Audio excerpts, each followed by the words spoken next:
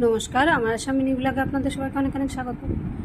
আজকে চলে আসলাম রান্নাঘর। সকালবেলা জলখাবার টলখাবার সব শেষ, সবাই বেরিয়েও গেছে, নিজের সমস্ত রান্নার জোগাড় করে নিয়েছে, কাটাকাটি করে।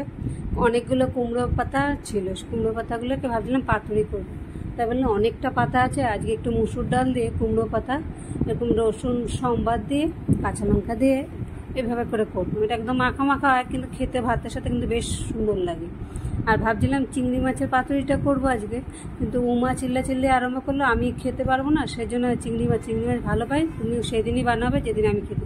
তারপরে আবার চিংড়ি মাছ ঢুকিয়ে দিয়ে বার করে নিয়ে আসলাম কই মাছ।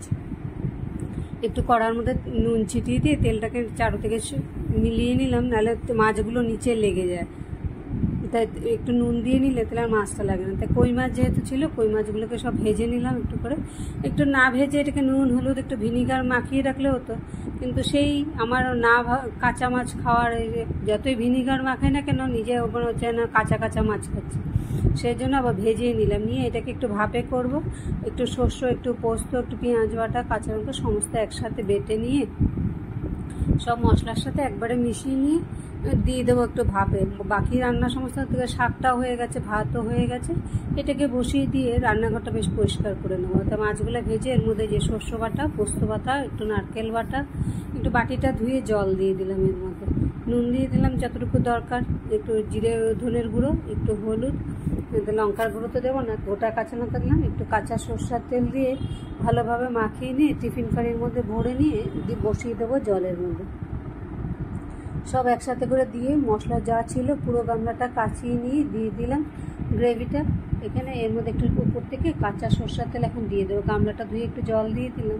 এবার কাঁচা সরষের তেলটা দিলে মোটামুটি কাজ এটা শেষ। এবার এখানে সসপ্যানে জলটা বসালাম, দেখি জলটা বসিয়ে এখানে এটা টিফিন কেটে দিয়ে ঢাকনাটা দিয়ে দিই। এটা হতে থাক, ততক্ষণ আমি রান্নাঘরটা মুছে স্নান টান করে পূজা দিয়ে চলে আসলাম। স্নানে যাওয়ার সময় গ্যাসটা বন্ধ করে দিয়েছি, বেশ অনেকক্ষণ ফুটেছে। এবার এদিকে আমার শাক ডাল দুপুরবেলা টাইম হয়ে গেছে খাওয়া দাওয়া। এবার একে একে বেড়ে নিয়ে খেয়ে দিয়ে উঠে বেরিয়ে পড়বো। সঙ্গে একটু বড়ই আর টমেটো দিয়ে চাটনি বানিয়েছিলাম। তাই এদিকে শাক আছে, মুসুর ডাল দিয়ে কুমড়ো পাতা শাক এটা রয়েছে, সঙ্গে কই মাছটা ভাপে আছে, আর এখানে বড়ই আর টমেটো টকটা নিয়ে নিলাম। এটা সমস্ত একদম শুকিয়ে মনে হচ্ছে যেন একদম লেগে গেছে। যে উপর থেকে সমস্ত মশলা তেল সব নিচে বসে গেছে, উপর থেকে একটু গ্রেভি নিয়ে ভাতের মধ্যে একটু গরম গরম আছে নিয়ে এবার ভাতটা নিয়ে খেতে কিন্তু বেশ দুর্দান্ত হয়েছিল। এত টেস্ট লেগেছে, আর বিশেষ করে নারকেলটা পড়ার জন্য টেস্টটা মনে হয় ডবল হয়ে গেল। যাই হোক, আজকের মতো খাওয়া দাওয়ার সারি ব্লগটাকেও এখানে শেষ করি। আবার দেখা হবে পরে একটি ব্লগে।